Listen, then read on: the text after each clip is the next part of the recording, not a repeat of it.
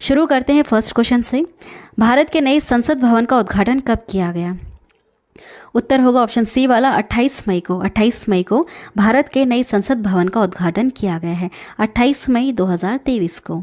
Next है, भारत के नए संसद भवन का उद्घाटन 28 मई को किसके द्वारा किया गया? कौन है यह? यह हमारे भारत देश के प्रधानमंत्री हैं नरेंद्र मोदी। इनके द्वारा नए संसद भवन का उद्घाटन 28 मई 2023 को किया गया। कहाँ पर किया गया है? नई दिल्ली में किया गया है। अगला देखिएगा, नए संसद भवन का वास्तुकार कौन है? यह सवाल एग्जाम में पूछा जाएगा। बताइए उत्तर क्या होगा? उत्तर होगा यहाँ पर ऑप्शन ए वाला, बीमल पटेल। बीमल पटेल नए संसद भवन के वास्तुकार हैं। कुछ एक्स्ट्रा पॉइंट्स भी हम यहाँ पर कवर करेंगे। देखिए, नई संसद भवन का निर्माण टाटा प्रोजेक्ट ने किया है, जबकि इसके डिज़ाइन को अहमदाबाद की company HCP design and management private limited ने अंजाम दिया है। अगला सवाल है, नए भवन को बनाने में लगभग कितने करोड़ रुपए खर्च किए गए हैं? देखिए 1200 करोड़। कितने? 1200 करोड़ रुपए में बनकर तैयार हुआ है नया भवन हमारा। ठीक है, नया संसद भवन। यहाँ पर आप पीछे देख रहे होंगे, ये जो गोल आकार में बना हुआ है यह पुराना है। ये बना था 1921 में शुरू हो गया था इसका काम बनना, और 1927 में यह बनकर तैयार हो गया था। ये पुराना वाला संसद भवन, इसको बनने में उस समय 83 लाख इतने रुपए का ही खर्च आया था। लेकिन अब जो बनाया गया है सन 2023 में जो बनकर तैयार हुआ है, इसको बनाने में 1200 करोड़ रुपए का खर्च आया है। चलिए नेक्स्ट है, नए भवन के लोकसभा चैम्बर में कितने सदस्यों के बैठने की क्षमता है? कितने इसमें बैठ सकते हैं? देखिए 888 सदस्य इसमें बैठ सकते हैं। इतने बैठ सकते हैं, याद रखिएगा, काफ़ी ज़्यादा इंपॉर्टेंट पॉइंट। एक्स्ट्रा पॉइंट्स यहाँ पर कवर करेंगे। नए भवन के लोकसभा चैम्बर में 888 सदस्य और राज्यसभा के चैम्बर में 384 सदस्य बैठ सकते हैं। दोनों सदनों की संयुक्त बैठक होने पर लोकसभा कक्ष में कुल 1280 सदस्यों के बैठने की व्यवस्था की गई है। बहुत ज़्यादा बड़ा बनाया गया है। नई संसद भवन की आधारशिला कब रखी गई थी? कब रखी गई थी? तो उत्तर होगा ऑप्शन ए वाला, 10 सितंबर 2020 को नई संसद भवन की आधारशिला रखी गई थी। याद रखिएगा, इंपॉर्टेंट है।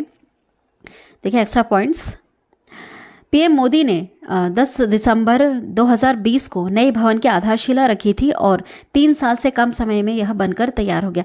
ज़्यादा समय नहीं लगा, 3 साल में ही यह बनकर तैयार हो गया था। और जो पहले बनाया गया था, जो पुराना बनाया गया था, उसको बनने में करीबन 5 साल के आसपास का समय लगा था, है ना। ये देखिए, अगर हम वर्ग मीटर की हम बात करें कि कितने एरिया को घेर रहा है, तो 64,500 वर्ग मीटर में फैली ये 4 मंजिला इमारत है, जो किस शेप में बनी है, किस आकार में? त्रिकोणीय आकार की बनी हुई है।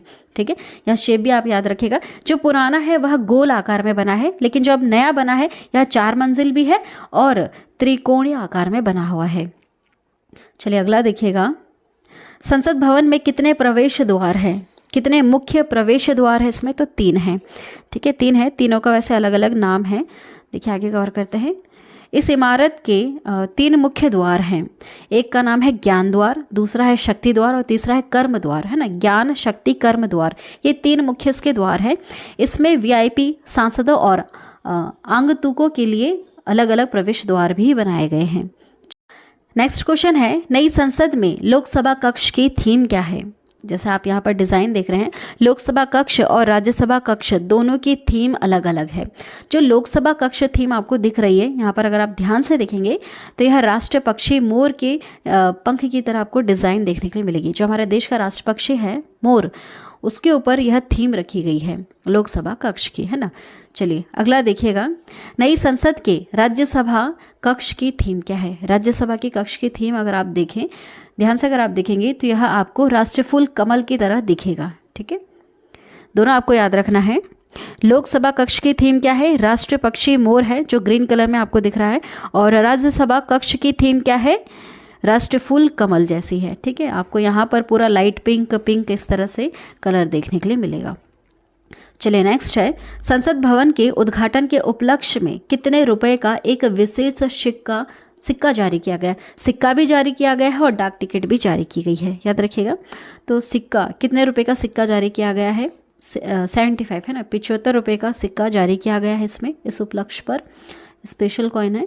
देखिए, प्रधानमंत्री नरेंद्र मोदी ने रविवार 28 मई को नई संसद भवन का उद्घाटन किया। इस अवसर पर ₹75 का सिक्का और एक विशेष स्मारक का डाक टिकट भी जारी किया गया। दोनों पॉइंट आपको याद रखना है, काफ़ी ज़्यादा इंपॉर्टेंट है। नेक्स्ट क्वेश्चन है, नई संसद में ऐतिहासिक राजदंड सेंगोल को लोकसभा अध्यक्ष के आसन के समीप स्थापित किया गया। सेंगोल किसका प्रतीक होता है? यह काफ़ी ज़्यादा चर्चा का विषय है।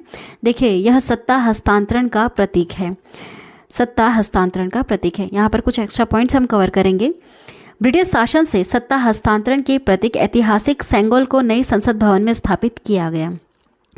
देश के पहले प्रधानमंत्री जवाहरलाल नेहरू ने अंग्रेजों से सत्ता हस्तांतरण के प्रतीक के तौर पर सेंगोल को लिया था, जो लंबे समय से प्रयागराज के एक संग्रहालय में रखा हुआ था।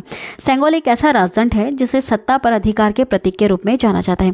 देखिए, जो देश के पहले प्रधानमंत्री हमारे पंडित जवाहरलाल नेहरू जी, जब उनको पता चला कि इस तरह की कोई प्रथा पहले के राजा महाराजा चलाया करते थे, जैसे चौल राजा थे ना, सम्राट वगैरह था, तब इस तरह की कोई प्रथा चला करती थी।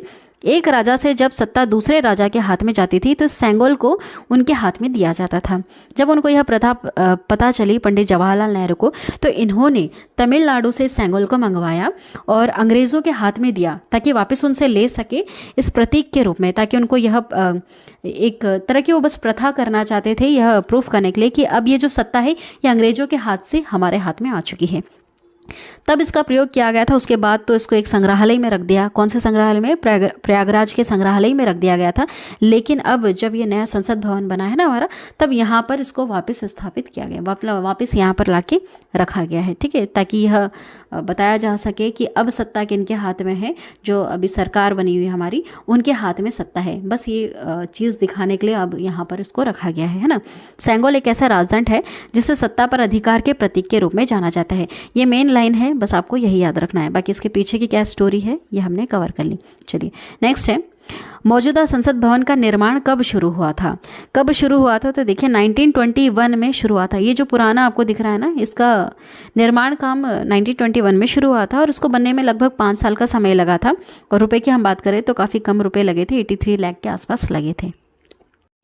नेक्स्ट देखिएगा, कुछ एक्स्ट्रा पॉइंट्स हम यहाँ पर कवर करेंगे। मौजूदा संसद भवन का निर्माण 1921 में शुरू हुआ था और 1927 में बनकर यह तैयार हो गया था, जो लगभग 100 साल पुराना है। तो 100 साल पहले की जो टेक्नोलॉजी थी और जो अभी की जो टेक्नोलॉजीज है उसके अनुसार ये फिट नहीं बैठ रहा है, इसलिए भी नए भवन को बनाने की ज़रूरत पड़ी। देखिए 2026 के बाद परिसीमन की स्थिति में लोकसभा सीटों की संख्या बढ़ सकती है, क्योंकि सीटों की संख्या बढ़ाने पर लगी पाबंदी सन 2026 में समाप्त हो जाएगी। देखिए इस लाइन को समझना बहुत ज़्यादा ज़रूरी है। अभी जो सीटें हमारे पास चल रही हैं, लोकसभा की जो सीटें हैं, राज्यसभा की जो सीटें हैं, यह पहले के अनुसार चल रही है। पहले की जो जनसंख्या थी उनके कैलकुलेशन के आधार पर ही चल रही है।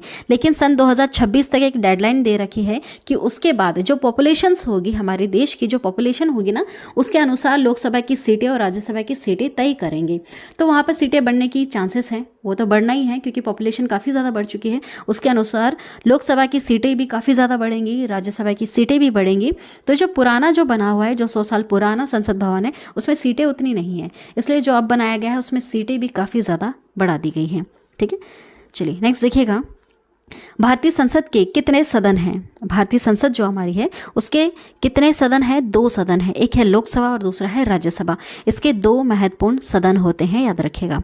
नेक्स्ट है, संसद का लोकप्रिय सदन कौन सा है? लोकप्रिय से आप यहाँ याद रखिएगा, लोक यहाँ पर भी लिखा है और लोकसभा में भी लोक लिखा है। इस तरह से आप याद कर सकते हैं। यह क्वेश्चन कई बार एग्जाम में आया है, इसलिए आप इस तरह की ट्रिक लगा सकते हैं ना। संसद का लोकप्रिय सदन कौन सा है? लोकसभा है। नेक्स्ट है, संसद के किस सदन को प्रतिनिधि सभा भी कहा जाता है? इसके बहुत सारे नाम हैं। लोकसभा जो है ना, इसके बहुत सारे नाम होते हैं, सारे नाम आपको याद रखना है। लोकप्रिय सदन है, प्रतिनिधि सभा है, निम्न सदन है। चलिए आगे बढ़ते हैं। संसद का स्थायी सदन कौन सा था? स्थायी सदन कौन सा है? राज्यसभा है, जिसे भंग नहीं किया जा सकता है, विघटित नहीं किया जा सकता है, इसलिए इसे कहते हैं स्थायी सदन। राज्यसभा को क्या कहते हैं? स्थायी सदन कहते हैं, याद रखिएगा। नेक्स्ट देखिएगा, भारतीय संसद में शामिल है। भारतीय संसद में कौन कौन शामिल होते हैं? देखिए भारतीय संसद के 3 अंग होते हैं, लोकसभा, राज्यसभा और राष्ट्रपति। 3 अंग है, लेकिन 2 सदन है। सदन कौन से हैं? लोकसभा और राज्यसभा, 2 उसके सदन होते हैं। ठीक है, चलिए नेक्स्ट है, भारतीय संविधान के किस अनुच्छेद में कहा गया है कि संघ के लिए एक संसद होगी जो राष्ट्रपति और 2 सदनों से मिलकर बनेगी? यह किस अनुच्छेद में कहा गया है? अनुच्छेद 79 में कहा गया है, याद रखिएगा। नेक्स्ट क्वेश्चन है, भारतीय संसद के कितने अंग हैं बताइए। अभी हमने कवर किया कितने अंग हैं, इसके 3 अंग हैं। कौन कौन से? लोकसभा, राज्यसभा और देश के राष्ट्रपति। नेक्स्ट देखिएगा, संसद का निम्न और उच्च सदन कौन सा है? निम्न अभी हमने देखा, निम्न होता है लोकसभा, है ना, और उच्च सदन होता है राज्यसभा। याद रखिएगा, काफ़ी ज़्यादा इंपॉर्टेंट है। कई बार ऐसे सिंगल क्वेश्चंस भी पूछे जाते हैं कि निम्न सदन किसे कहा जाता है और उच्च सदन किसे कहा जाता है। उच्च सदन होता है राज्यसभा और निम्न होता है लोकसभा। लोकसभा के और नाम अभी हमने देखे, कौन कौन सा? प्रतिनिधि सभा भी कहा जाता है और लोकप्रिय सभा भी कहा जाता है ना, लोकप्रिय सदन भी है यह। नेक्स्ट क्वेश्चन है, संसद के 2 क्षेत्रों के बीच अधिकतम कितना अंतराल दिया जा सकता है? सही उत्तर होगा यहाँ पर ऑप्शन सी वाला, 6 महीने का। ठीक है, 6 महीने का अंतराल 2 क्षेत्रों के बीच में दिया जा सकता है। अगला है, संसद के कितने सत्र होते हैं? याद रखिएगा, संसद के बजट सत्र, मानसून सत्र, शीतकालीन सत्र, ये सभी इसके सत्र हैं। ठीक है, कितने सत्र हैं? सभी हैं इसके, बजट सत्र भी है, मानसून सत्र भी है और शीतकालीन सत्र भी है। अगला है, लोकसभा व राज्यसभा की संयुक्त बैठक कब की जाती है? जब लोकसभा एवं राज्यसभा में मतभेद हो जाता है तब दोनों की संयुक्त बैठक की जाती है। अगला है, स्वतंत्र भारत के संसदीय इतिहास में अभी तक कितने बार संयुक्त बैठक या संयुक्त अधिवेशन बुलाया गया है? कितनी बार? तो ऐसा 3 बार ही हुआ है कि संयुक्त बैठक इनकी बुलाई जा सके। ठीक है, नेक्स्ट है, संसद के दोनों सदनों के संयुक्त अधिवेशन की अध्यक्षता कौन करता है? अगर बुलाया जाता है इस तरह से दोनों को एक साथ, तो इसकी अध्यक्षता कौन करते हैं? लोकसभा के अध्यक्ष इसकी अध्यक्षता करते हैं। अगला सवाल है, भारत की संचित निधि से धन निर्गम पर किसका नियंत्रण होता है? हमारी जो देश की संसद है उसका नियंत्रण होता है भारत की संचित निधि से धन निर्गम का। ठीक है,